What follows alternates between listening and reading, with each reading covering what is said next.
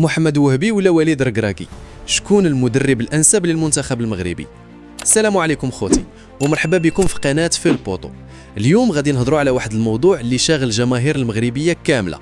واش المنتخب المغربي خاصو يبقى بنفس الاسلوب اللي صنع به وليد الركراكي التاريخ، ولا دابا مع محمد وهبي غادي نشوفوا منتخب مختلف تماما؟ جوج مدربين كبار، جوج عقليات مختلفه، وجوج طرق لعب مغايره بزاف.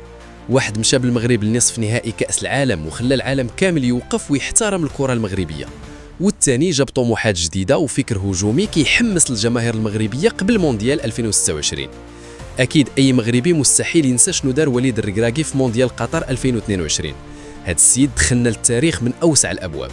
شكون كان كيحلم واحد النهار المنتخب المغربي يكون في نصف نهائي كأس العالم؟ حتى أكبر المتفائلين ما كانوش متوقعين هاد الشيء، ولكن الركراكي قدر يديرها، والسر ديالو كان واضح: اللعب بالروح والنية والكرة الواقعية. يعني الركراكي ما كانش كيهتم بزاف واش الجمهور غادي يشوف لعب جميل تيكي تاكا واستعراض داخل الطيران. اللي كان مهم عنده هو يربح الماتش، وكان كيعرف كيفاش يوجد اللاعبين نفسيا قبل تكتيكيا. اللاعبين كاملين كانوا مستعدين يموتوا في الطيران على قبل قميص المنتخب. هاد الحاجة ما كتجيش غير بالتكتيك، كتجيب الشخصية ديال المدرب ودرجة الانسجام ديالو مع اللعابة. الركراكي كان كيعتمد بزاف على التنظيم الدفاعي، كيلعب بخطه واحده 4-4-1-1.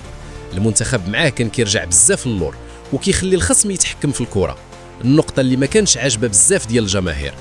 وكاين مباريات المغرب ما كانش كيخلق فرص كثيره، حيت التركيز كامل كيكون على الدفاع وما نستقبلوش اهداف.